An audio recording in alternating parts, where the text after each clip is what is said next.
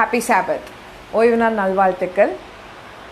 முத்தூது உலகென்றும் முழங்கிடுதே, முத்தீரை தரிக்கப்பட ஆயத்தமாய் நீ. முத்தூது உலகென்றும் முழங்கிடுதே, முத்தீரை தரிக்கப்பட ஆயத்தமாய் நீ. இனி காலம் செல்லாதே, இயேசு வருவார். இனி மேலும் காலத்தை நீ வீணாக்கிடாதே. இனி காலம் செல்லாதே, இயேசு வருவார். இனி மேலும் காலத்தை நீ வீணாக்கிடாதே. நியாய தீர்ப்பு கொடுக்கும் வேலை வந்தது, நியாய சங்கங்கள் அனைத்தும் உட்கார்ந்தது. தேவ நியாய தீர்ப்பு கொடுக்கும் வேலை வந்தது, நியாய சங்கங்கள் அனைத்தும் உட்கார்ந்தது. நீண்ட ஆயுசுள்ளவர் சிங்காசனத்தில் உட்கார்ந்தார், நீதிபரன் இயேசுவும் அவருடன் வந்தார். நீண்ட ஆயுசுள்ளவர் சிங்காசனத்தில் உட்கார்ந்தார், நீதிபரன் இயேசுவும் அவருடன் வந்தார். முத்தூது உலகென்றும் முழங்கிடுதே, முத்தீரை தரிக்கப்பட ஆயத்தமாய் நீ. படைத்தவற்றை வணங்குவதை ஒழித்து விட்டு, படைத்தவரை வணங்குவதை இன்றே நீ செய். தேவன் படைத்தவற்றை வணங்குவதை ஒழித்து விட்டு, படைத்தவரை வணங்குவதை இன்றே நீ செய். தேவனுக்கு பயந்து மகிமைப்படுத்திடு, தேவராஜ்யம் செல்ல இன்றே ஆயத்தமாகு. தேவனுக்கு பயந்து மகிமைப்படுத்திடு, தேவராஜ்யம் செல்ல இன்றே ஆயத்தமாகு. முத்தூது உலகென்றும் முழங்கிடுதே, முத்தீரை தரிக்கப்பட ஆயத்தமாய் நீ. முத்தூது உலகென்றும் முழங்கிடுதே, முத்தீரை தரிக்கப்பட ஆயத்தமாய் நீ. பாபிலோன் மகாநகரம் விழுந்து விட்டது, பாவத்தின் உச்ச நிலையை அடைந்து விட்டது. தேவர் பாபிலோன் மகாநகரம் விழுந்து விட்டது, பாவத்தின் உச்ச நிலையை அடைந்து விட்டது. மாயையான போதக பின் மதுவை குடிக்க வைத்து மாந்தர் அனைவரையும் மயக்கி விட்டாளே. மாயையான போதகத்தின் மதுவை குடிக்க வைத்து மாந்தர் அனைவரையும் மயக்கி விட்டாளே. முத்தூது உலகென்றும் முழங்கிடுதே, முத்தீரை தரிக்கப்பட ஆயத்தமாய் நீ. மிருகத்தின் சொரூபத்தை வணங்குபவர்க்கும், மிருகத்தின் முத்திரையை தரிப்பவர்க்கும், கள்ள மிருகத்தின் சொரூபத்தை வணங்குபவர்க்கும், மிருகத்தின் முத்திரையை தரிப்பவர்க்கும், ஆட்டுக்குட்டியானவர் முன் அக்கினி கந்தகத்துடன் அவருடைய கோபம் அது காத்திருக்குதே. ஆட்டுக்குட்டியானவர் முன் அக்கினி கந்தகத்துடன் அவருடைய கோபம் அது காத்திருக்குதே. முத்தூது உலகென்றும் முழங்கிடுவே, முத்தீரை தரிக்கப்பட ஆயத்தமாய் நீ. முத்தூது உலகென்றும் முழங்கிடுதே, முத்தீரை தரிக்கப்பட ஆயத்தமாய் நீ. இயேசுவின் விசுவாசத்தை அடைந்தவரும், இயேசுவின் பற்றின சாட்சி உடையவரும், அன்ற இயேசுவின் விசுவாசத்தை அடைந்தவரும், இயேசுவின் பற்றின சாட்சி உடையவரும். 10 கற்பனைகளுக்கு கீழ்ப்படிந்து நடப்போர் 1,44,000 பேர். 10 கற்பனைகளுக்கு கீழ்ப்படிந்து நடப்போர் 1,44,000 பேர். முத்தூது உலகென்றும் முழங்கிடுதே, முத்தீரை தரிக்கப்பட ஆயத்தமாய் நீ. முத்தூது உலகென்றும் முழங்கிடுதே, முத்தீரை தரிக்கப்பட ஆயத்தமாய் நீ.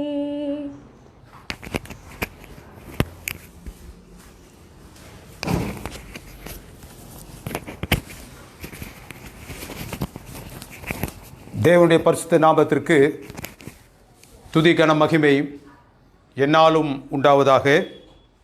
இந்த வருஷத்தின் 11 மாதங்களை தேவன் கடக்க செய்து தமது பெரிதான கிருபையினால் இந்த வருஷத்தின் கடைசி மாதத்திற்குள்ளாக நாம் பிரவேசிப்பதற்கு அவர் பாராட்டிய தயவிற்காக நான் தேவனை ஸ்தோத்திரிக்கின்றேன். இந்த 11 மாதங்கள் என்பது தேவனுக்கு பிரியமானவர்களே, நாம் கடந்து வந்த வருஷங்களிலேயே ஒரு வித்தியாசமான சூழ்நிலையில் நாம் சந்தித்த மாதங்களாகும். கொரோனா தொற்றின் கொடூரத்திற்கு இந்த உலகம் இழுத்து செல்லப்பட்டது. அவற்றிலிருந்து தேவன் நமக்கு விடுதலை பாராட்டினார், தயவு பாராட்டினார். இந்த வருஷத்தின் கடைசி மாதத்தை நாம் காணும்படியாக அவருடைய சமூகத்தில் அமர்ந்திருக்கின்றோம் என்றால் அது தேவனுடைய சுத்த கிருபை. தேவன் தாமே உங்கள் ஒவ்வொருவரையும் மறுபடியுமாக ஆசீர்வதித்து வழிநடத்த வேண்டும் என்று நான் ஜெபித்துக் கொள்கின்றேன்.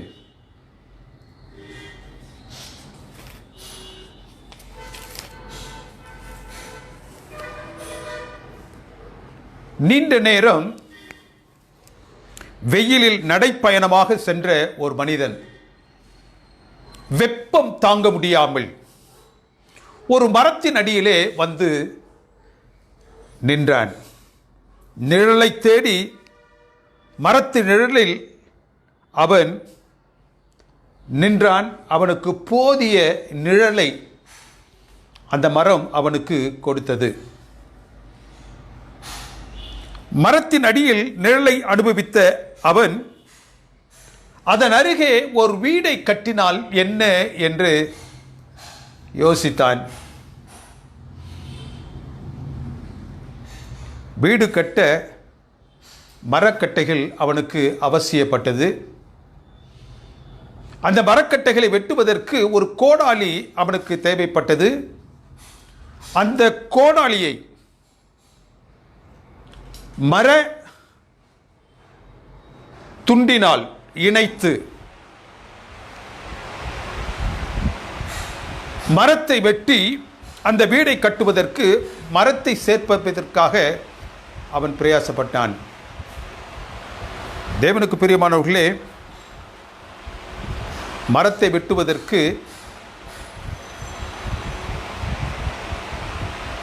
ஒரு கோடாலியை அவன் அமைத்தான்.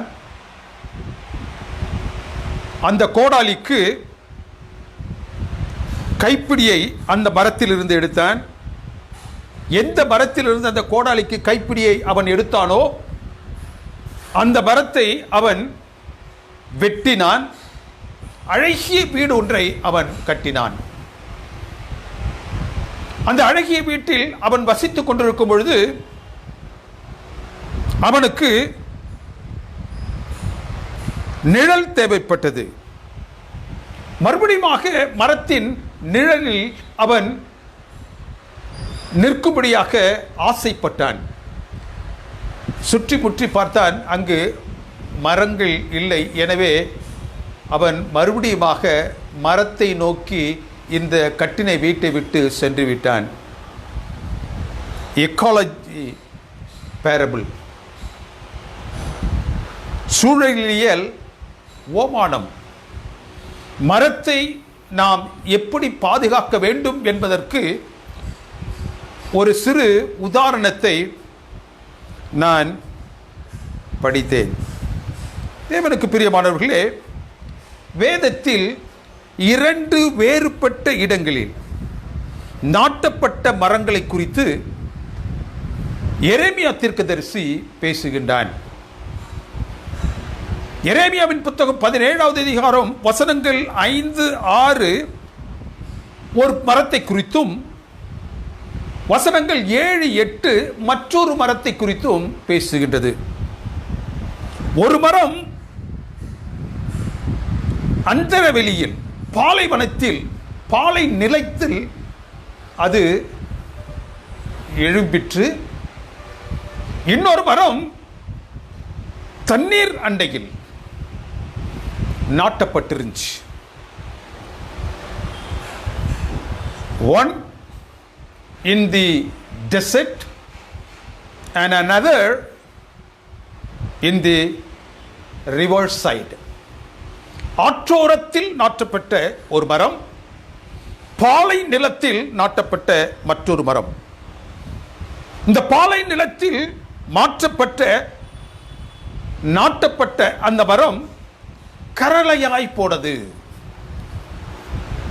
One is sterile and another is fruitful.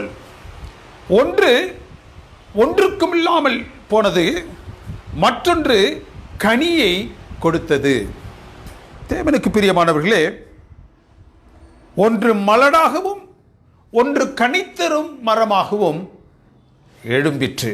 தேவனுக்கு பிரியமானவர்களே, எரேமியா இந்த இடத்தில் 2 வகைப்பட்ட மக்களை குறித்து அவன் பேசுகின்றான்.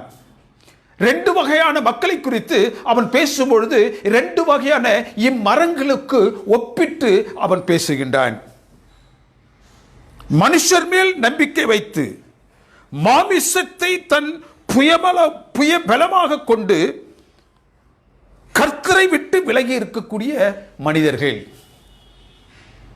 Those trusting in man and making his flesh a strength, arm of flesh என்று சொல்லுவார்கள். மனுஷர் மேல் நம்பிக்கை வைத்து மாமிசத்தை தன் புயபலமாக கர்த்தரை விட்டு விலகி இருக்கக்கூடிய ஒரு கூட்டத்தார். இன்னொரு கூட்டத்தார் கர்த்தர் மேல் நம்பிக்கை வைத்து அவரை தங்களுடைய நம்பிக்கையாக கொண்டிருப்பவர்கள். Those that trusting in the Lord, keeping their hope in the Lord, தேவனில் நம்பிக்கை வைத்திருக்கக்கூடிய இன்னொரு கூட்டத்தார். மனிதர்கள் வைத்திருக்கக்கூடிய நம்பிக்கையை ஆதாரமாக வைத்து, அடிப்படையாக வைத்து 2ஆக எரேமியா அங்கு பிரிக்கின்றான். ட்ரஸ்ட், இந்த பதம் பழைய ஏற்பாட்டை நீங்கள் பார்த்தீர்கள் என்றால் குறைஞ்சபட்சம் 152 தடவை இது உபயோகப்படுத்தப்பட்டிருக்கின்றது. ட்ரஸ்ட், நம்பிக்கை. ஆவியானவர் எரேமியாவின் இந்த அவனுடைய எழுதுகோலை வைத்து உங்களுக்கும் எனக்கும் இன்றைக்கு அந்த 2 வகையான மனிதர்களை குறித்து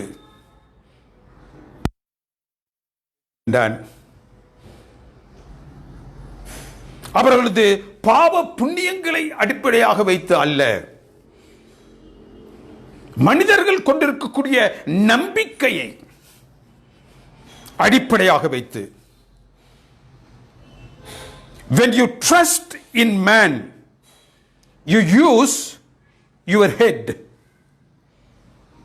When you trust in God, you use your heart. நாம் நம்முடைய நம்பிக்கையை இருதயத்தில் வைத்திருக்கின்றோமா அல்லது மூளையில் வைத்திருக்கின்றோமா?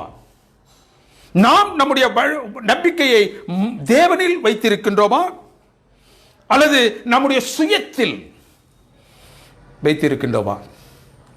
எரேமியாவின் புத்தகம் 17வது அதிகாரம் வசனங்கள் 5 முதல் 9 வரை இந்த 4 வசனங்களும் நாம் வைத்திருக்க வேண்டிய நம்பிக்கையை குறித்தும் அந்த நம்பிக்கை யார் மீதாக வைக்கப்பட்டிருக்க வேண்டும் என்பதை குறித்தும் மிக திட்டமாக மிக தெளிவாக பேசுகின்றது. When you trust in the Lord, when you use your heart, when you trust in the Lord, when you use your heart, தேவனில் நம்பிக்கை வைத்து இருதயத்தில் நீ அவரை நம்புவாய் என்றால் 4 ஆசீர்வாதங்களை இந்த அருமையான வேதத்தின் பகுதியில் அந்த 4 வசனங்களில் என்னால் பார்க்க முடிந்தது. 4 ஆசீர்வாதங்கள். We will be placed in high where we will enjoy 4 celestial blessings. எரேமியாவின் புத்தகம் 17வது அதிகாரம் 8வது வசனம். இந்த 4 ஆசீர்வாதங்களை உள் அடக்கிய வசனமாக இருக்கின்றது. என்ன ஆசீர்வாதம்? தேவனை தன்னுடைய நம்பிக்கையாக கொண்டு அந்த நம்பிக்கையில் ஜீவிக்கக்கூடிய மனிதனுக்கு பரலோகம் பாராட்டக்கூடிய ஆசீர்வாதம். முதல் ஆசீர்வாதம் என்ன? அந்த வசனத்தை நீங்கள் படித்தீர்கள் என்றால், you will not suffer the heat. நீ உஷ்ணத்தை காண மாட்டாய். ஆற்றோரமாக நாட்டப்பட்டிருக்கக்கூடிய மரத்தில், தேவனுக்கு பிரியமானவர்களே, தேவனுடைய நாமத்தின் மீதாக நம்பிக்கை வைத்திருக்கக்கூடிய தேவனுடைய பிள்ளைகளுக்கு இந்த பரலோகம் கொடுக்கக்கூடிய முதலாவது ஆசீர்வாதம் என்னவென்றால், நீ உஷ்ணத்தை காண மாட்டாய். மனிதன் மேல் தன் நம்பிக்கையை வைத்து இருக்கும் மக்களுக்கு அளிக்காத ஒரு நன்மையை தேவன் அங்கு நமக்கு தருகின்றார். எப்படி தன் புய பலத்தை நம்பக்கூடியவனுக்கு தேவன் நன்மை வந்து அவனை சேர்வது இல்லையோ, அப்படி தேவனை நம்பி இருக்கக்கூடியவனிடத்தில் உஷ்ணம், தீய பாதிப்பு அவனை ஒருபோதும் தாக்குவதில்லை. குளோபல் வார்மிங்கை குறித்து நாம் நன்றாக அறிந்திருக்கின்றோம். புவி வெப்பமயமாகுதல்.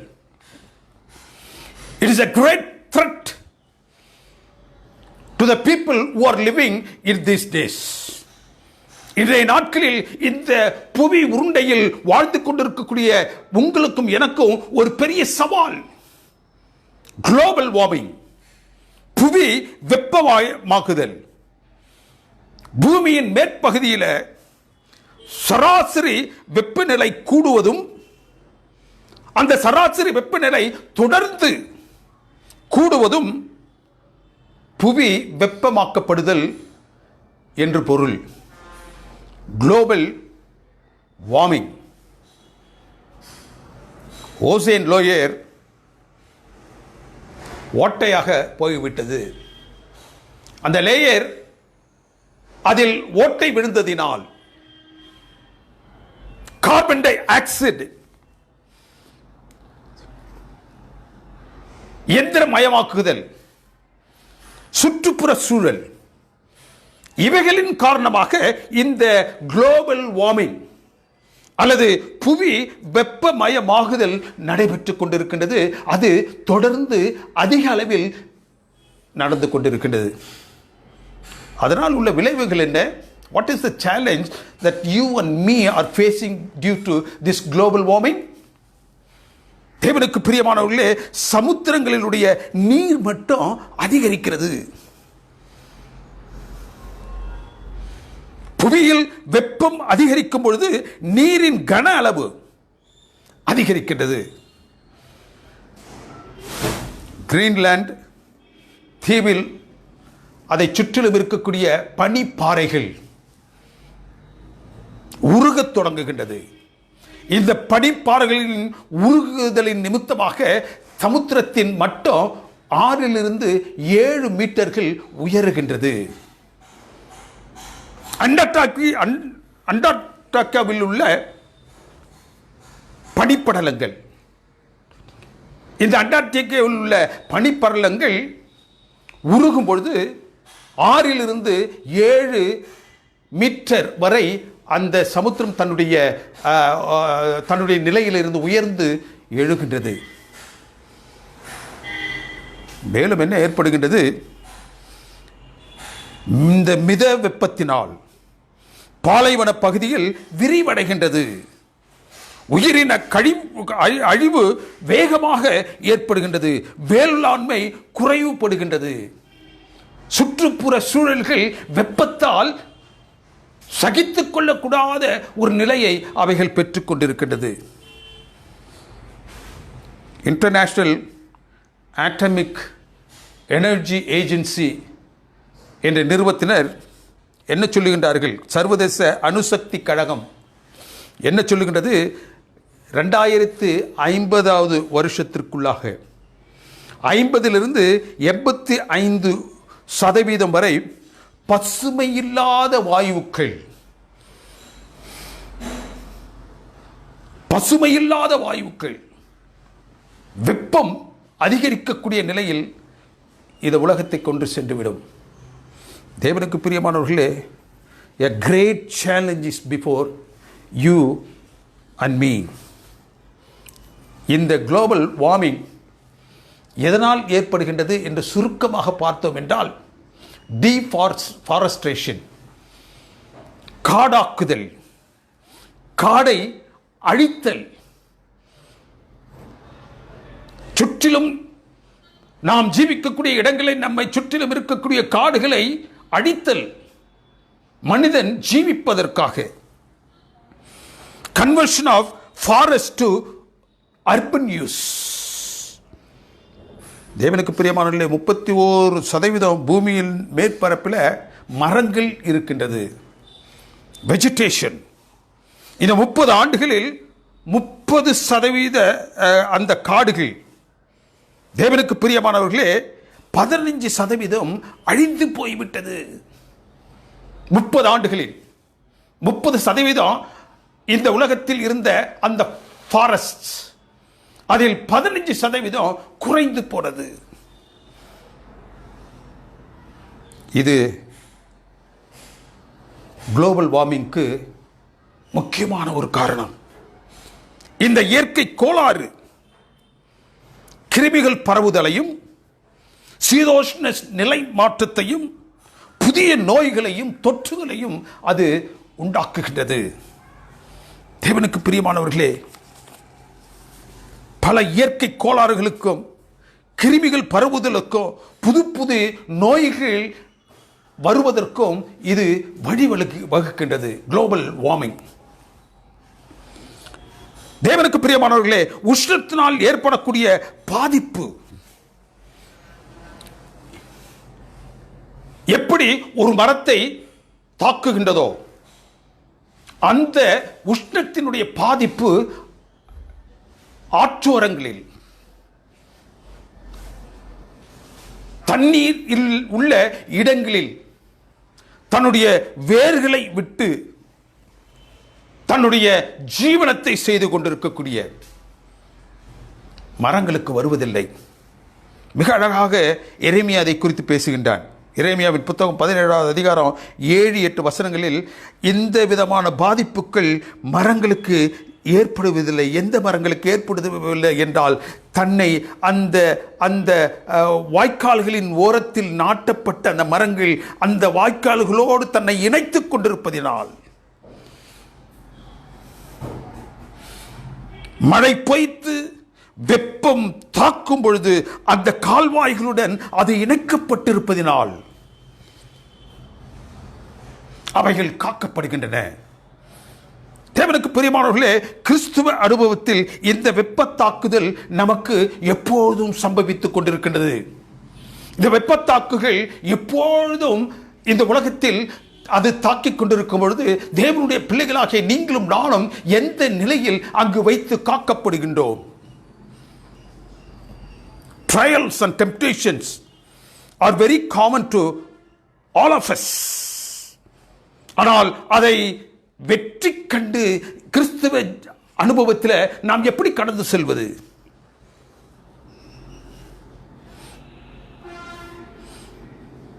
இந்த உஷ்ணம் தேவனுடைய பிள்ளைகளாகிய உங்களையும் என்னையும் தாக்காமல் இருக்க வேண்டும் என்றால், நாம் அந்த கால்வாய் ஓரமாய் தன்னுடைய வேர்களை வைத்து அந்த கால்வாயோடு நீரோடு தன்னுடைய உறவை காத்து கொண்டிருக்கக்கூடிய மரங்களாக நீங்களும் நானும் இருக்க வேண்டும். Trees which are connected with a river of life, the river of love. தேவன் தன் மீது நம்பிக்கை வைத்திருக்கும் தன் பிள்ளைகளுக்கு கால்வாயோடு இணைந்து இருக்கும் வண்ணமாக அவர் நம்மை நாட்டி வைத்திருக்கின்றார். நம் நம்பிக்கையை வேர் மூலம் தேவ நீர் ஓடையோடு இணைந்து இருக்கும் பொழுது எந்த உஷ்ணமும் நம்மை தாக்கப் போவதில்லை. எந்த சோதனையும் நம்மை மேற்கொள்ளப் போவதும் இல்லை. அந்த உஷ்ணத்தின் பாதிப்பை தேவனுக்கு பிரியமானவர்களே தேவன் மாற்றுவார். நாம் தேவனோடு நெருக்கமாக இருக்கும் பொழுது, when we are connected, when we stay connected with the Lord, the heat is not going to affect you. அந்த உஷ்ணம் நம்மை எந்த நிலையிலும் பாதிப்பது இல்லை. அதுதான் முதல் தேவன் நமக்கு கொடுக்கக்கூடிய ஆசீர்வாதம். எவன் ஒருவன் தேவனில் நம்பிக்கை உள்ளவனாக இருக்கின்றானோ, தன்னுடைய புயத்தை மனுஷிகத்தை பலனாக கொண்டில்லாமல் தேவனை நம்பிக்கையாக கொண்டிருக்கக்கூடிய மனுஷனுக்கு தேவன் பாராட்டக்கூடிய நன்மை இந்த உலகத்தின் உஷ்ணம், இந்த உலகத்தில் ஏற்படக்கூடிய பாதிப்பு எந்த நிலையிலும் உங்களையும் என்னையும் வந்து சேராது. இரண்டாவது ஆசீர்வாதம், லீப் ஷால் பி கிரீன். அந்த நீரோடை பக்கமாக நாட்டப்பட்ட மரம், அதனுடைய இலைகள் என்றும் பசுமையாக இருக்கும், என்றும் பசுமையாக இருக்கும். Leaves are symbolic of fertility and growth. தாவரங்களில் உள்ள அந்த இலைகளுடைய பச்சையம், the color, green color, கருவுறுதலையும் வளர்ச்சியையும் அது எடுத்து காட்டுகின்றது. கருவுறுதல், ஒரு இலை தோன்றி படுத்து விழும் அந்த நேரத்தில் இன்னொன்று வந்துடும். எப்பொழுதும் மரத்தை பசுமையாக வைத்திருப்பது இந்த மாற்றங்கள். போட்டோசிந்தசிஸ் என்று நாம் படித்திருக்கின்றோம், ஒளி சேர்க்கை. இந்த ஒளி சேர்க்கையின் மூலமாக மரத்திற்கு வேண்டிய போஷாக்கை இந்த இலைகள் உண்டு பண்ணுகின்றது. இந்த போஷாக்கை மரத்திற்கு உண்டு பண்ணுவது மாத்திரமல்ல, ஆக்சிஜனை உற்பத்தி செய்கின்றது, ஆக்சிஜனை வெளிவிடுகின்றது. கார்பனி ஆக்சைடு வளிமத்தை அது தன் கரத்தில் ஏற்றி நீரையும் உபயோகித்து ஒளியின் ஆற்றலை கொண்டு, சூரிய ஒளியின் ஆற்றலை கொண்டு அந்த கார்பனி ஆக்சைடு வளிமத்தையும் நீரையும் அது உபயோகித்து ஆக்சிஜனை கழிவுப் பொருளாக அது வெளிவிடுகின்றது. தேவனுக்கு பிரியமானவர்களே, உலகம் முழுவதும் ஆண்டுதோறும் மனிதன் பயன்படுத்தக்கூடிய ஆற்றலின் அளவை 7 மடங்காக அது உயர்த்துகின்றது. இந்த ஆக்சிஜனுடைய அளவு மனுக்குலத்திற்கு, பூமியில் ஜீவிக்கக்கூடிய ஆக்சிஜனை தன்னுடைய உயிர் மூச்சாக எடுத்துக்கொள்ளக்கூடியவர்களுக்கு இந்த தாவரங்கள், இந்த இலைகள், இந்த போட்டோசிந்தசிஸ் மூலமாக தன்னுடைய போஷாக்கையும் பெற்று அந்த மரத்திற்கு அளித்து அந்த கார்பன் டை ஆக்சைடை உள்வாங்கி ஆக்சிஜனை அது வெளியில் விடுகின்றது. அது விடக்கூடிய அந்த ஆக்சிஜன் மனுஷனுடைய உபயோகத்தில் 7 மடங்கு அதிகமாக இருக்கின்றது. What a glorious thing! How awesome is our God!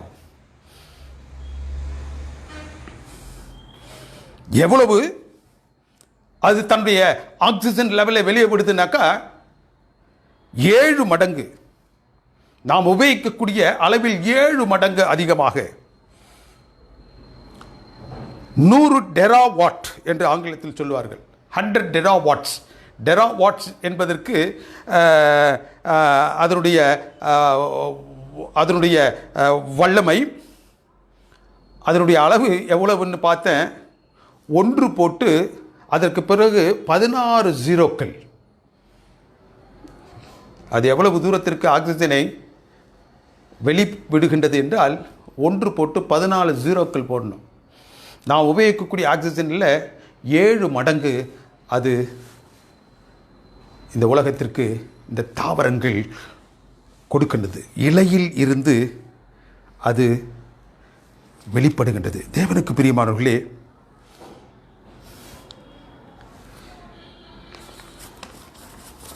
அந்த பசுமை நமக்கு இருப்பதற்கு தேவன் நம்மை ஆசீர்வதிக்கிறார்.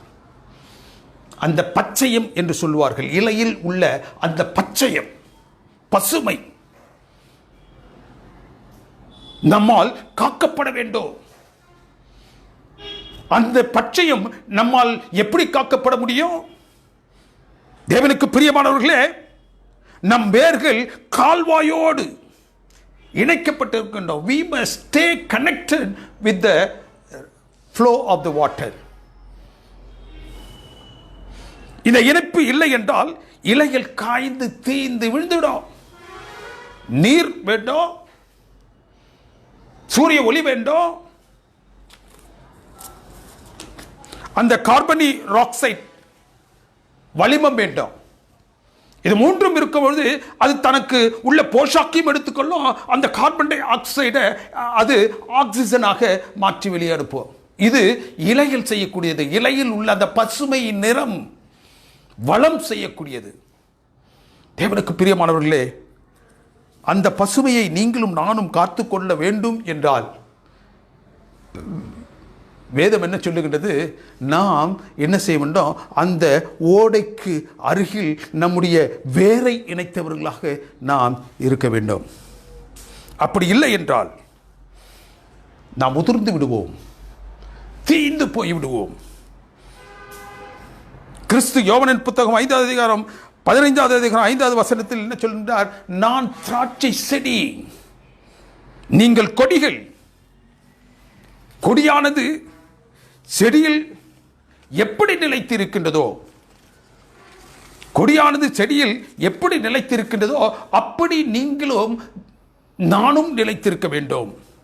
ஒருவன் என்னிலும் நான் அவனிலும் நிலைத்திருந்தால் அவன் மிகுந்த கனிகளை கொடுப்பான். ஒருவன் என்னிலும் நான் அவனிலும் நிலைத்திருந்தால் மிகுந்த கனிகளை கொடுப்பார்கள். அப்படி இணைந்திராவிட்டால் எரியுண்டு உலர்ந்து போவார்கள். தரிக்கப்பட்டு உலர்ந்து போவதற்கு ஏதுவாக அவர்கள் ஆவார்கள். கிறிஸ்துவோடு இணைந்து இருத்தலை வெளிப்படையாக காட்டுவது இந்த relationship. There are two relationships: branch relationship, root relationship. If you want to have a branch relationship stable, you must have a root relationship. கிளை மரத்தோடு இருக்கக்கூடிய அந்த உறவு எவ்வளவு தூரத்திற்கு ஆசீர்வதிக்கப்படும் என்றால், அந்த மரத்தினுடைய வேர் அந்த நீர்க்கால்களோடு இணைந்திருக்க வேண்டும். இந்த நீர்க்கால்களோடு அந்த வேர் இணைந்திருக்கும் பொழுது, when there is a relationship of root, we will have the good relationship of the branch. கிளைகள் செழித்திருக்க வேண்டும் என்றால் வேர் நீர்க்கால்களோடு இணைந்திருக்க வேண்டும். அப்பொழுதுதான் you will find a growth, beauty, strength, productiveness. அந்த நீர்க்கால்களோடு அந்த வேறு எவ்வளவு தூரத்திற்கு ஆழமாக இணைந்திருக்கின்றதோ அவ்வளவு தூரத்திற்கு இந்த கிளைகள் பசுமையாக காணப்படும். இந்த செழிப்பு தான் இலைகளை பசுமையாக்கும். நீங்களும் நானும் அந்த இலைகளை போன்று பசுமையாக காணப்பட வேண்டும் என்றால் we must have the root relationship with the Lord.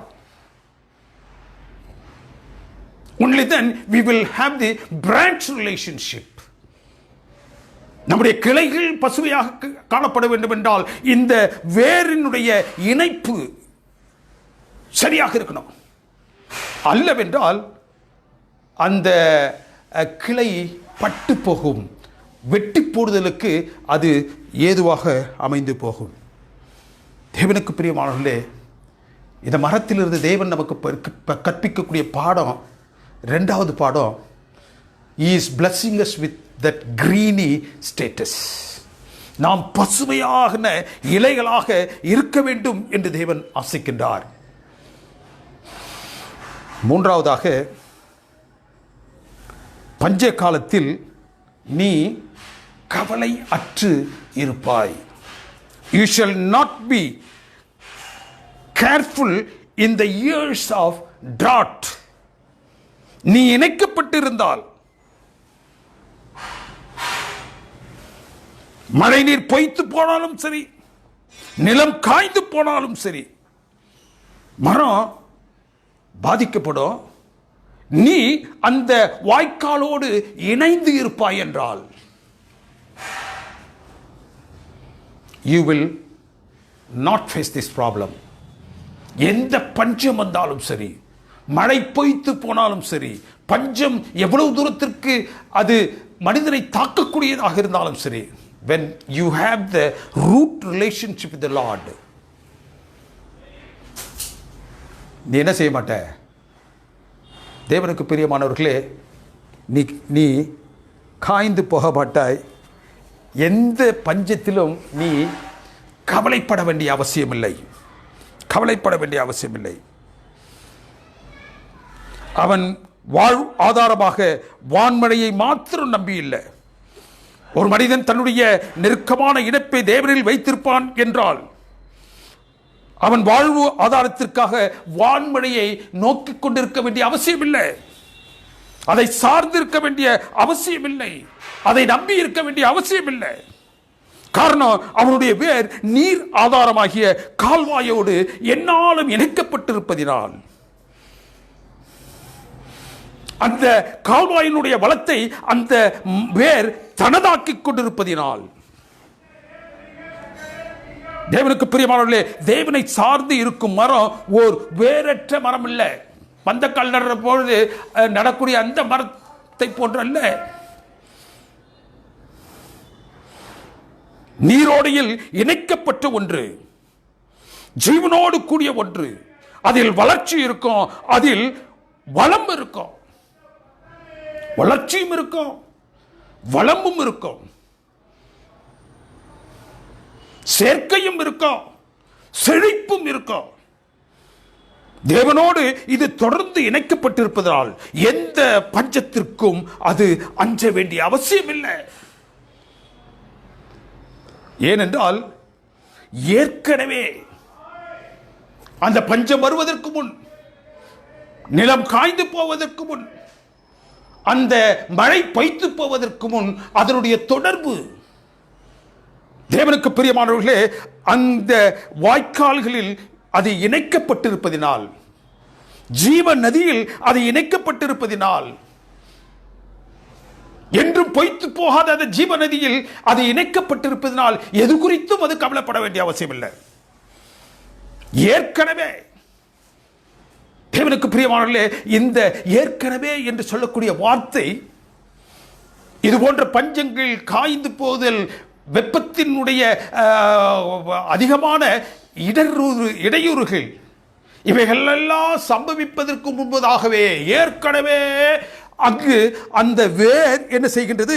இவையெல்லாம் சம்பவிப்பதற்கு முன்பதாகவே அந்த வேர் அந்த வாய்க்கால்களில் ஓரமாக அது நாட்டப்பட்டிருப்பதனால், அந்த அந்த என்னாலும் ஓடிக்கொண்டிருக்கக்கூடிய அந்த ஓட்டத்தில் தன்னை அது இணைத்துக் கொண்டிருப்பதனால், ஏற்கனவே அது வேறு அங்கு இருப்பதினால், ஏற்கனவே தேவனுக்கு பிரியமானவர்களே, தேவன் அந்த பஞ்ச காலத்திற்கும், தேவன் அந்த காய்ந்து போகுதலுக்கும், மழை பெய்த்து போதலுக்கும் அவர் ஏற்கனவே ஒரு வழியை செய்து வைத்திருக்கின்றார். அந்த என்ன வழி என்றால், நீங்களும் நானும் அவரோடு அந்த ஜீவ நதியில் நம்முடைய வேர்களை இணைத்து வைத்திருக்கக்கூடிய அனுபவத்தை பெற்றவர்களாக நம்ம இருக்கும் பொழுது,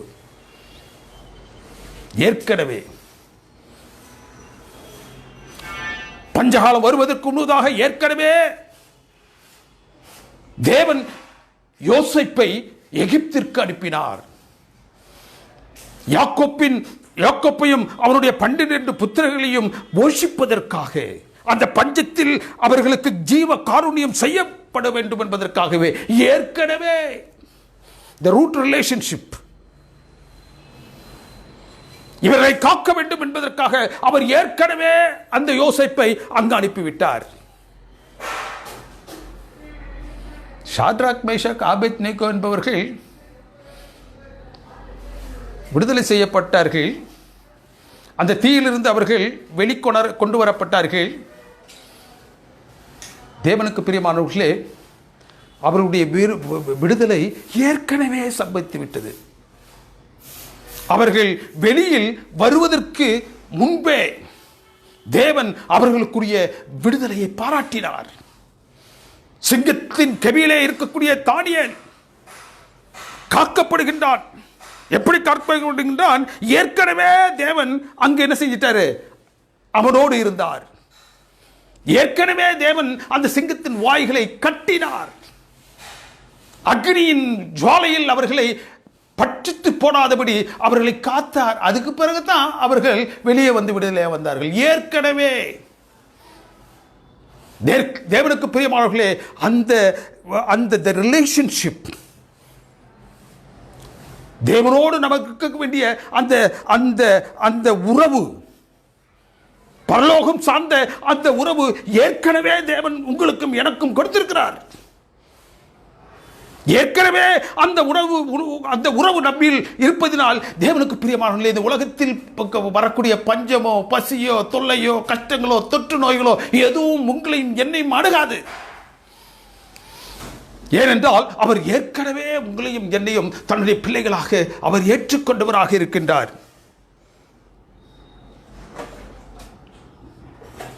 தேவ இணைப்பை அவர் மீதான நம்பிக்கையாக்கி நம் வேர்கள் அதை பெற்றிருப்பதினால், நம்முடைய நம்பிக்கை இணைப்பில் இருக்கிறது. அந்த இணைப்பு தேவனோடு இருப்பதினால் பஞ்சத்திலும் எந்த சூழ்நிலையிலும் நமக்கு கவலை இல்லை.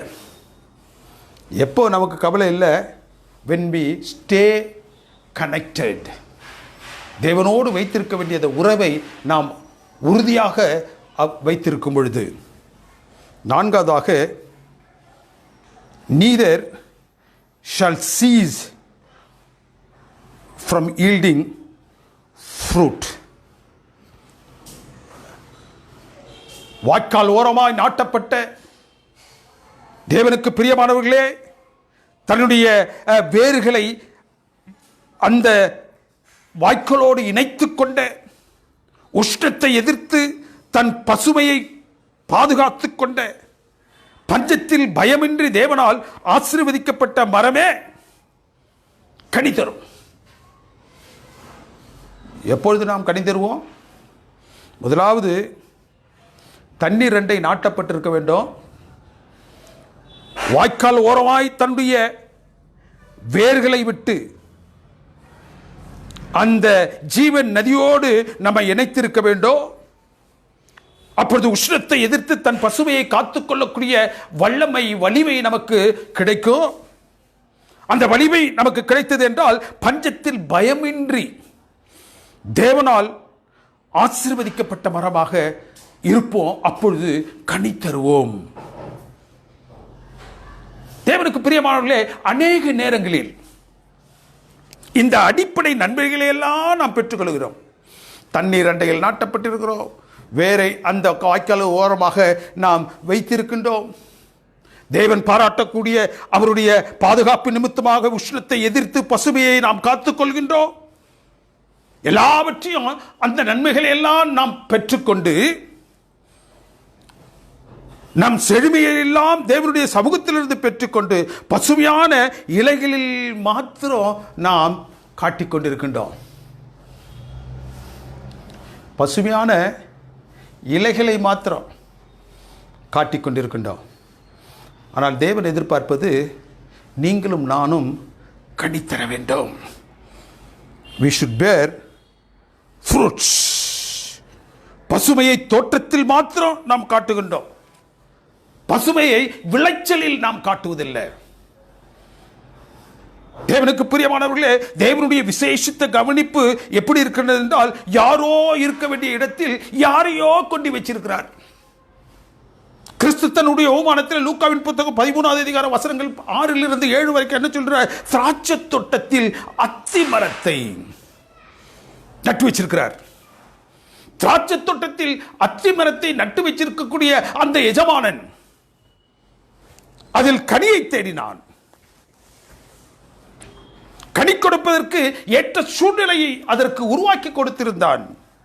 மிருதுவான நிலம், இயற்கை உரம், தொடர்ச்சியான நீர் பாய்ச்சல், வெளிச்சம், வேறு எதுவெல்லாம் அந்த மரம் கனி கொடுக்க வேண்டுமோ அவற்றை எல்லாம். திராட்சை தோட்டத்தில் அத்தி மரத்தை நாட்டியிருக்கான். அத்தி மரம் காட்டு உரங்களில் இருக்கக்கூடியது. இவை எதுவுமே அதுக்கு தேவையில்லை. இருந்தாலும் கூட அந்த காட்டு அத்தி மரத்தை கொண்டு வந்து திராட்சை தோட்டத்தில் அவர் நினைச்சிருக்கிறார், நாட்டி இருக்கிறார். கனித்தரும் என்று காத்துக் கொண்டிருக்கின்றார். தேவனுக்கு பிரியமானவர்களே, இந்த அத்தி மரம் எப்பொழுதெல்லாம் இலைகள் துளிர்ந்து பசுமையாக காணப்படுகின்றதோ அப்பொழுதெல்லாம் அங்கு கனிகள் இருக்கணும். இந்த தோட்டத்துக்காரன் என்ன செய்யறான்? அந்த கனிகள் இருக்குமே, ஏனென்றால் அது இலைகளினால் பசுமையாக தன்னை காத்துக் கொண்டிருக்கின்றது. ஆகவே அதற்குள்ளாக கனிகள் இருக்கும்னு கிட்ட வந்து பார்க்கிறான். அங்கு கனிகள் இல்ல, வெறும் இலைகள் மாத்திரம் இருந்துச்சு.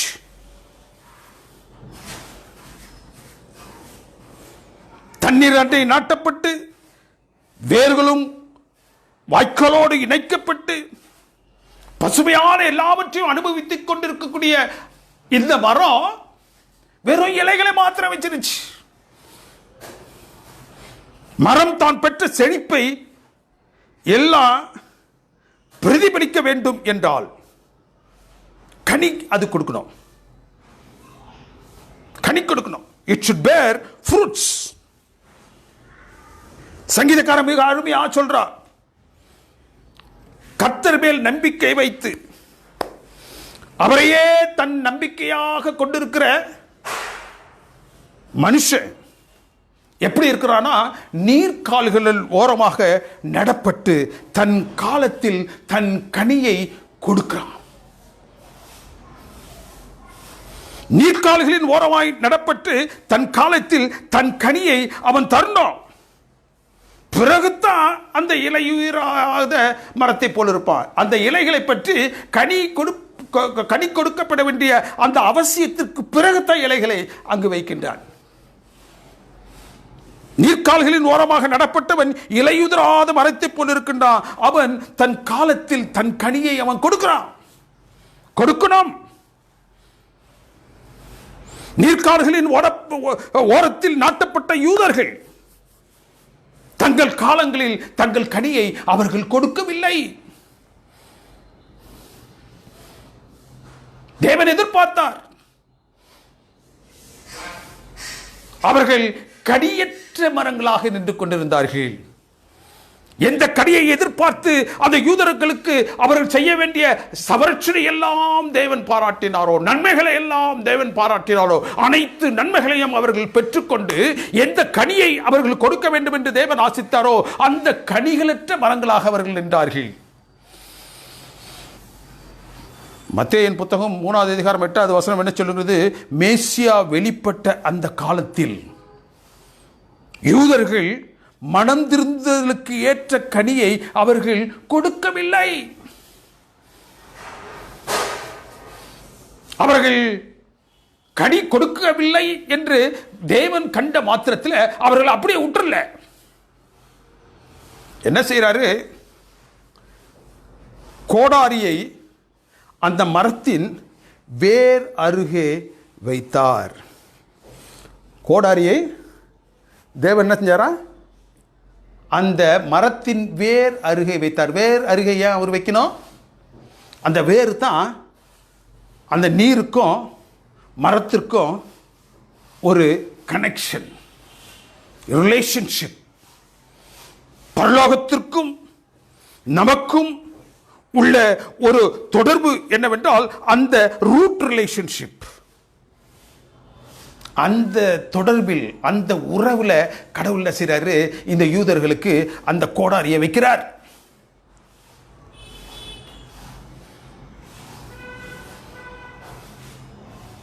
அடுத்து என்ன செய்யறாரு, அப்படியே விட்டுறல. அவர்களுக்கு ஆசீர்வதித்து கொடுத்த அந்த திராட்சை தோட்டத்தில் காட்டு அத்தி மரங்களாகிய உங்களையும் என்னையும் அங்கு நாட்டுகின்றார். தண்ணீர் அண்டை, நீர்கால்கள் அருகே வேர்கள் பாயும்படியாக உங்களையும் என்னையும் அவர் நாட்டுகின்றார். அந்த இஸ்ரவேலர்களுக்கு கொடுத்த அந்த மகா பெரிய உன்னதமான ஸ்லாக்கியத்தை ஒன்றுக்கும் உதவாத காட்டத்தி மரங்களாகிய உங்களுக்கும் இறக்க கொடுக்கிறார். பசுமையையும் பஞ்சத்தில் தாட்சி அடையாத வரத்தையும் நமக்கு கொடுத்திருக்கின்றார். அவர் கொடுத்துவிட்டு எதை அந்த யூத குலத்தில் எதிர்பார்த்தாரோ, யூதர்களிடத்தில் எதிர்பார்த்தாரோ, அந்த கனியை நீங்களும் நானும்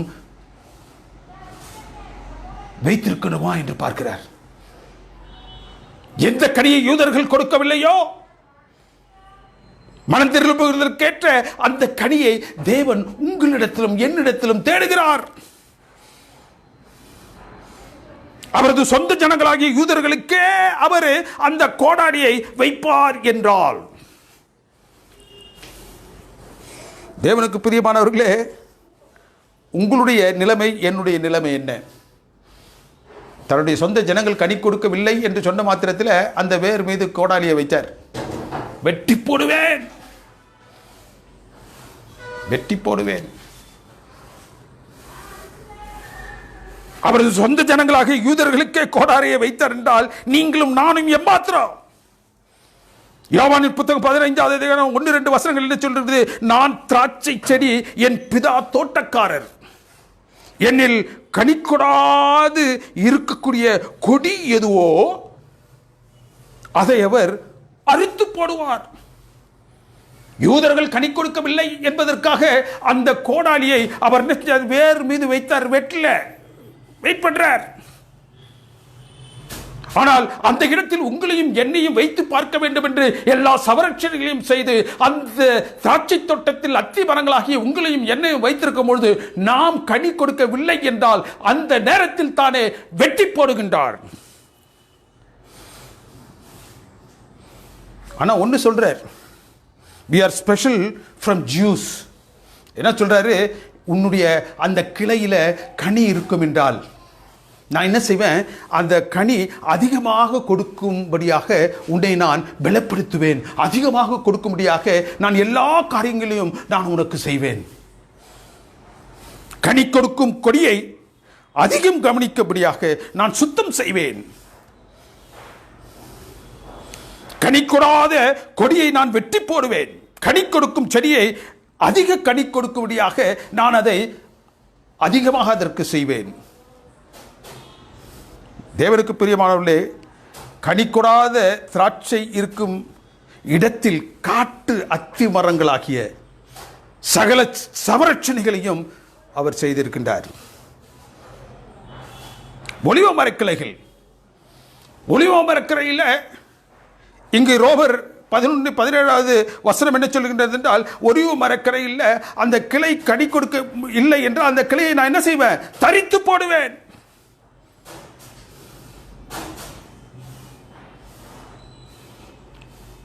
ஒலிவ மரங்களில் இந்த ப்ரூனிங் மெத்தட் உபயோகிப்பார்கள். என்னவென்றால், ஒரு கிளை கனி கொடுக்கவில்லை என்றால் அந்த கிளையை வெட்டிட்டு அந்த கிளையில் என்ன செய்வாங்க, இன்னொரு ஒலிவ மரத்தினுடைய அந்த கிளையை கொண்டு வந்து அதோடு கிராஃப்டிங் செய்வார்கள். they will prune the unbearing branches and they will graft a branch from other olive tree. இன்னொரு ஒலிவ மரத்திலிருந்து தான் என்ன செய்வாங்க, அதனுடைய கிளைகளை கொண்டு வருவாங்க. தேவனுக்கு பிரியமானவர்களே, இங்கு இந்த ரோமருக்கு நிறுவனம் 17வது வசனத்தில் என்ன சொல்கிறது? வெட்டப்பட்ட ஒலிவ கிளைகளுக்கு பதிலாக காட்டொலிவ மரத்திலிருந்து ஒலிவ மரம், cultured olive trees are cared by the people. மக்கள் வாழக்கூடிய இடத்தில் இருக்கக்கூடிய அந்த ஒலிவ மரங்களில் அந்த கிளைகள் கனி கொடுக்கவில்லை என்றால் அதன் அருகில் இருக்கக்கூடிய ஒலிவ மரத்திலிருந்து கொண்டாந்து வைப்பாங்க. இங்கு இந்த வசனம் என்ன சொல்லுகின்றது? காட்டோரங்களில் இருக்கக்கூடிய அந்த ஒலிவ மரத்திலிருந்து ஒரு கிளையை கொண்டு வந்து ப்ரூனிங் அண்ட் கிராஃப்டிங். எதை ப்ரூன் பண்றாரு? கனி கொடுக்காத அந்த கிளையை அவர் தரித்து கனி கொடுக்க வேண்டும் என்று காட்டத்தி மரத்திலிருந்து ஒரு கிளையை கொண்டாந்து அந்த கிராஃப்ட் பண்றார். அந்த யூதர்கள் இருக்க வேண்டிய இடத்துல காட்டத்தி மரங்களாகிய உங்களையும் என்னையும், காட்டு ஒலிவ மர கிளைகளாகிய உங்களையும் என்னையும் அவர் இணைக்கின்றார். He describes Gentile Christian as being grafted.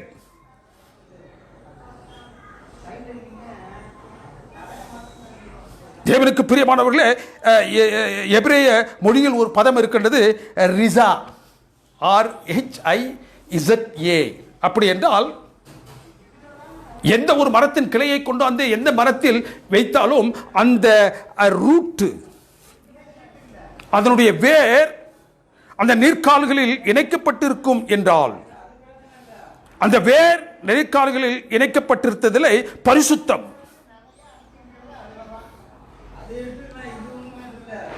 இந்த பரிசுத்தம் வேர்களில் இருந்து அந்த கிளைகளுக்கு வருமா? அதான் ரிசா என்று எபிரேய பாஷையில் கூறுவார்கள். தேவனுக்கு பிரியமானவர்களே, திராட்சை தோட்டத்தில் அத்திமரம், ஒலிவ மரத்தில் காட்டொலிவ மரம், அதனுடைய கிளைகள். தேவனுக்கு பிரியமானவர்களே, act of pruning and an act of crafting belongs to God. வெட்டுதலும் ஒட்டுதலும் தேவன் செய்கின்றார்.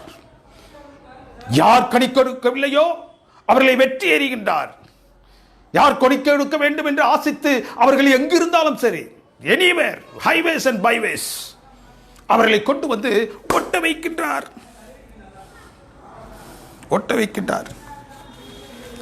தேவனுக்கு பிரியமானவர்களே, அத்திமரம் தன்னுடைய அந்த சீசனில், கனி கொடுக்கக்கூடிய அந்த சீசனில் அது கனியற்று நின்றது. பசியோடு வந்த கர்த்தராகிய இயேசு கிறிஸ்து அங்கு வந்தபொழுது அந்த மரம் அவரை ஏமாற்றி போட்டது. இலைகள் தழைத்திருப்பது போன்று இருக்கும் பொழுது அந்த கர்த்தராகிய இயேசு கிறிஸ்து தன்னுடைய பசியின் ஈர்ப்பினால் அந்த மரத்தின் அருகே சென்று ஏதாவது கிடைக்குமா என்று அவர் பார்க்கின்றாங்க. கனிகள் இல்லை.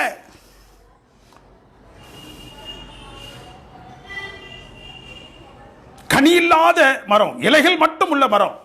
Many a times we are living a life of leaf Christians, not life Christians. இலை கிறிஸ்தவர்களாக, கனியற்ற கிறிஸ்தவர்களாக நாம் காணப்படுகின்றோம். not life Christians.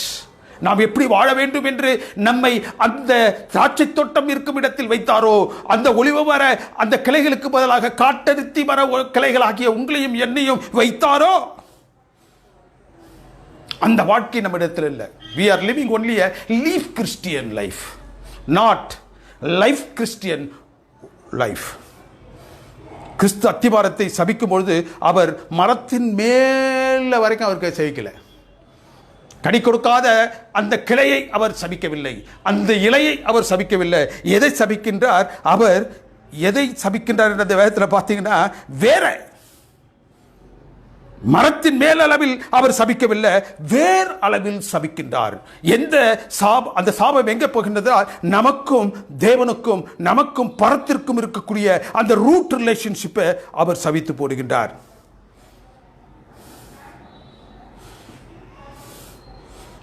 யூதர்களுக்கு கொடுக்கப்படாத அந்த வாய்ப்பை நமக்கு கொடுக்கின்றார்.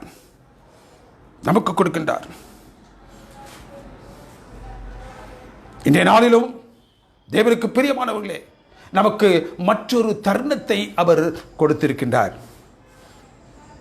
3 வருடமாக தொடர்ந்து கனியேற்றிருந்த அந்த அந்த திராட்சை தோட்டத்தில்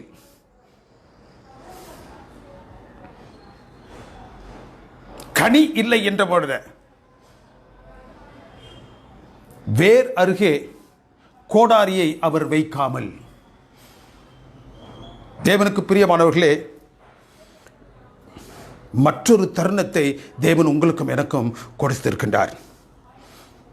நம்மை சுத்தம் செய்வதற்காக நமக்கு தேவையான எல்லா முயற்சிகளையும் அவர் மேற்கொள்ளுகின்றார். அப்படியாவது நாம் கனி தருவோமா என்று அவர் பார்க்கின்றார்.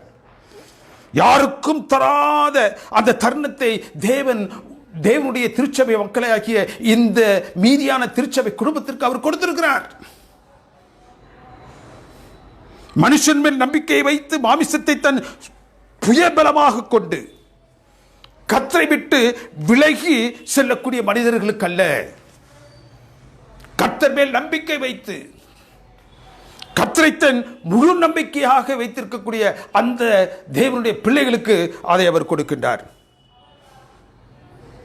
தேவனுக்கு பிரியமானவர்களே, கால்வாய்கள் ஓரமாக தங்கள் வேர்களை விடும்படியாக தண்ணீர் அண்டை நாட்டப்பட்ட, உஷ்ணத்தை காணாத, பஞ்சத்திற்கு பயப்படாத, கனி கொடுக்கும் மரங்களாக இன்றைக்கு தேவன் நம்மை ஆசீர்வதித்திருக்கின்றார். நாம் என்ன செய்து கொண்டிருக்கின்றோம்? என்ன கனியை கொடுத்து கொண்டிருக்கின்றோம்? எந்த நிலையில் நாம் கனி கொடுத்து கொண்டிருக்கின்றோம்? வெறும் மரத்தில் இலைகளாக பசியோடு வரக்கூடிய தேவனை நாம் ஏமாற்றிக் கொண்டிருக்கின்றோமா? நம்மில் இருக்க வேண்டிய கனிகள் இருக்க வேண்டும் என்பதற்காக தான் யாருக்காக இந்த உலகத்திற்கு வந்தாரோ அந்த மக்களை அவர் புறம்பாக்கி போட்டு வெற்றி தரித்தெறிந்து இன்றைக்கு உங்களையும் என்னையும் அந்த திராட்சை தோட்டத்தில் அத்தி மரங்களாகிய உங்களையும் என்னை வைத்திருக்கிறார். ஒலிவ மர கிளைகளுக்கு பதிலாக அந்த கல்ச்சர்ட் ஆலிவ் ட்ரீயில் இருந்து அவர் எதையும் கொண்டு வராமல் காட்டோரங்களில் இருக்கக்கூடிய அந்த காட்டொலிவ மரத்தின் கிளைகளாகிய உங்களையும் என்னையும் அந்த விசேஷமான உறவில் அவர் வைத்திருக்கின்றார். நாம் என்ன செய்து கொண்டிருக்கின்றோம்? Is our life. தேவனுக்கு பிரியமானவர்களே, live Christian life or our life is real Christian life. இலை கிறிஸ்தவர்களாக அல்லாது, தேவனுக்கு பிரியமானவர்களே, தேவன் எதிர்பார்க்கக்கூடிய அந்த வாழ்க்கை கிறிஸ்தவர்களாக, பரலோக வாழ்க்கை கிறிஸ்தவர்களாக நீங்களும் நானும் காணப்படுகின்றவா? தேவன் தாமே உங்கள் ஒவ்வொருவரையும் அப்பேற்பட்ட ஒரு அனுபவத்திற்குள்ளாக கொண்டு வரவும், வாய்க்கால்கள் ஓரமாய் நாட்டப்பட்டிருக்கக்கூடிய மரங்களாக நாம் இருக்கவும், எந்த நிலையிலும் எது பொய்த்து போனாலும் தேவனோடு நாம் கொண்டிருக்கக்கூடிய உறவு பொய்த்து போகவில்லை என்ற நிலையில் தேவன் நம்மை இந்த நேரத்தில் அஸ்திபாரப்படுத்தி தேவன் தன்னுடைய ஆசீர்வாதங்களை உங்களுக்கும் எனக்கும் தர ஆசிக்கின்றார். எங்கள் அன்பின் தெய்வம் இந்த நாளில் அப்பேற்பட்ட ஒரு பெரும் ஆசீர்வாதத்தை உங்களுக்கும் எனக்கும் அவர் வைத்திருக்கின்றார். தலைவணங்கி ஜெபிப்பை உங்களை அன்பாய் நேசித்து வழிநடத்தும் பரிசுத்தமிக்க பரமபிதாவே, இந்த நாளின் வார்த்தைகளுக்காக நாங்கள் உம்மை ஸ்தோத்திரிக்கின்றோம், துதிக்கின்றோம். இந்த நாளிலும் தேவரீர் எங்களோடு பேசிய வார்த்தைகள் பரத்திலிருந்து தேவரீர் எங்களுடைய இருதயத்திற்கு கொண்டு வரப்பட்டதாகவும், பரிசுத்த ஆவியானவர் அதை எங்களில் இந்த நேரத்தில் எங்களுடைய இருதயங்களில் எழுதியமைக்காகவும் நமக்கு நன்றியும் சோத்திரங்களும் ஏறெடுக்கின்றோம். சுவாமி தேவரீர், நீர் எங்களை எவ்வளவு தூரத்திற்கு விசேஷப்படுத்தியிருக்கின்றீர், எவ்வளவு தூரத்திற்கு எங்கள் அன்பின் தெய்வமே நீர் எங்களை இந்த உலகத்தின் மக்களிலிருந்து பிரித்து இருக்கின்றீர். எவ்வளவு தூரத்திற்கு தேவரீர் நீர் ரட்சிப்பை இந்த உலகத்தில் யாருக்காக கொண்டு வந்தீரோ அந்த ரட்சிப்பின் திட்டத்தை ஒன்றுக்கு உதவாத எங்களுக்கு நீர் கொடுத்திருக்கின்றீரே. திராட்சை கொடிகள் இருக்க வேண்டிய அந்த தோட்டத்தில் காட்டத்தி மரங்களாகிய எங்களை நீர் அழைத்திருக்கின்றீரே. ஒலிவ மர கிளைகளுக்கு பதில் அந்த ஒலிவ மர கிளைகளை அல்ல, காட்டொலிவ மர கிளைகளை கொண்டு வந்தீரே. காட்டொலிவ மரங்களாக நீர் எங்களை தேவரீர் உம்முடைய அந்த உறவில், அந்த ரட்சிப்பின் திட்டத்தில் இணைத்திருக்கின்றீரே, அதற்காக உமக்கு நன்றி செலுத்துகின்றோம் சுவாமி. எங்களுடைய வாழ்க்கையில் தேவரீர் நாங்கள் எந்த கனியை அந்த யூதர்களிடத்திலிருந்து நீர் எதிர்பார்த்தீரோ அந்த கனிகளை கொடுக்கும் பிள்ளைகளாக இந்த நாட்களில் வாழ நீர் எங்களுக்கு இரக்கம் செய்துள்ளோம் சுவாமி. தர்மையான சத்தியத்தை கேட்டுக்கொண்டிருக்கக்கூடிய ஒவ்வொரு பிள்ளைகளுக்காக நாங்கள் உடைய பாத்தில் வருகின்றோம். நாங்கள் எந்த நிலையில் தேவரீர் உம்முடைய சமூகத்தை விட்டு தூரமாக இருந்தாலும் இந்த நேரத்தில் நாங்கள் எங்களை உம்மோடு இணைத்துக்கொள்ள ஆசிக்கின்றோம். We want to connect ourselves with you, our Lord. We want to get ourselves connected. We want to stay connected with you. உம்மோடு இணைந்திருக்கக்கூடிய பாக்கியத்தை இந்த நாளில் நீர் எங்களுக்கு புதுப்பித்து தரும்படியாக உடைய பாத்தில் ஒப்பு கொடுக்கின்றோம். அதற்கு தடையாக இருக்கக்கூடிய எந்த பாவங்களாக இருந்தாலும் தேவரீர் அவற்றை எங்களுக்கு தயவாக நீர் மன்னித்து, எங்கள் அன்பின் தெய்வம் எங்களுக்கு கொடுக்கக்கூடிய பாராட்டக்கூடிய அந்த கிருபைகளின் நிமித்தமாக நாங்கள் உம்முடைய பிள்ளைகளாக இன்னொரு விசை சேர்க்கப்பட நீர் எங்களுக்கு இரக்கம் செய்திடலாம் சுவாமி. இந்த சத்தியத்தை ஆங்காங்கு இணையத்தின் மூலமாக கேட்டுக்கொண்டிருக்கக்கூடிய தேவனுடைய பிள்ளைகள் ஒவ்வொருவரையும் உடைய பாத்தில் ஒப்புக் கொடுக்கட்டும். ஆசீர்வதியும். அவர்கள் தங்களோடு தங்களை உம்மோடு இணைத்து கொள்ள வேண்டும் என்று இந்த நாளில் தேவரீர் தங்களை தாழ்த்தும் பொழுது அந்த இணைப்பை நீர் எங்களுக்கு உண்டாக்கி தரும்படியாக உடைய பாத்தில் ஒப்புக் கொடுக்கின்றோம் சுவாமி. துன்பம், தொல்லை, கஷ்டங்கள், கஸ்திகள் நிமித்தமாக பெரும் பாடுகளை அனுபவித்துக் கொண்டிருக்கக்கூடிய பிள்ளைகளுக்காக நாங்கள் ஜெபிக்கின்றோம். யாவரும் நீர் கிருபையாக ஆசீர்வதித்தரலாம். எங்கள் அன்பின் தெய்வமே, இந்த கடந்த 11 மாதங்கள் இந்த தொற்றின் வழியாக நாங்கள் கடந்து வந்து ஜீவனோடு இந்த நாளில் உடைய பாதத்தில் அமர்ந்திருக்கின்றோம் என்றால் அது உம்முடைய சுத்த கிருபை என்பதை நினைத்து உமக்கு நன்றி செலுத்துகின்றோம் சுவாமி. எங்களோடு இந்த வருஷத்தை துவங்கியவர்கள் அநேகர் காணவில்லை. எத்தனையோ லட்சம் மக்கள் இந்த உலகத்தில் அந்த தொற்றின் மூலமாக மாய்ந்து போனார்கள். அவர்களை காட்டிலும் நாங்கள் விசேஷமானவர்கள் அல்ல என்ற போதிலும் தேவரீர் நீர் எங்களை காத்து ஜீவன், சுக, பலத்தை இந்த நாள் வரைக்கும் கொடுத்த மாபெரும் தயவிற்காக உமக்கு நன்றி செலுத்துகின்றோம். உடைய திரு சமூகத்தில் எங்களை தாழ்த்தும் பொழுது நீர் எங்களுக்கு சமீபராகவும் சகாயராகவும் இருப்பதற்காக நாங்கள் ஸ்தோத்திரிக்கின்றோம் சுவாமி. இந்த நாளின் மனமகிழ்ச்சியை, இந்த நாளின் ஆசீர்வாதத்தை, இந்த சத்தியத்தை கேட்டுக்கொண்டிருக்கக்கூடிய எல்லா பிள்ளைகளுக்கும் நீர் கொடுத்தரலாம். நீர் சீக்கிரமாக வர இருக்கின்றீர். உடைய ராஜ்யம் சீக்கிரமாக சம்பவிக்கப் போகின்றது. அந்த ராஜ்யம் சம்பவிக்கும் அந்த நாளில் இதோ இவருக்காக காத்திருந்த இவருடைய ரட்சிப்பிலே களிக்கூறும் என்று சொல்லக்கூடிய கூட்டத்தாருடைய நாங்கள் அனைவரும் காணப்படக்கூடிய பெரும் பாக்கியத்தின் எங்களுக்கு தந்துதுவ கிறிஸ்துவின் நாமத்தினால் வேண்டுதல் செய்கின்றோம் எங்கள் பரிசுத்தமிக்க பரம்பிதாவே. ஆமென். நம்முடைய கர்த்தராகிய இயேசு கிறிஸ்துவின் கிருபையும் பிதாவுடைய அன்பும் பரிசுத்த ஆவியானவருடைய அந்யோன்ய ஐக்கியம் சிநேகமும் நம் அனைவரோடு விசேஷமாக இந்த செய்தியை கேட்டுக்கொண்டிருக்கக்கூடிய உலகம் அனைத்திலும் இருக்கக்கூடிய தேவரீர் தமது பிள்ளைகள் ஒவ்வொருவரோடும் அவருடைய குடும்பங்களோடும் இன்றும் என்றும் சதா காலங்களிலும் இருப்பதாக. ஆமேன். ஆமேன். ஆமேன்.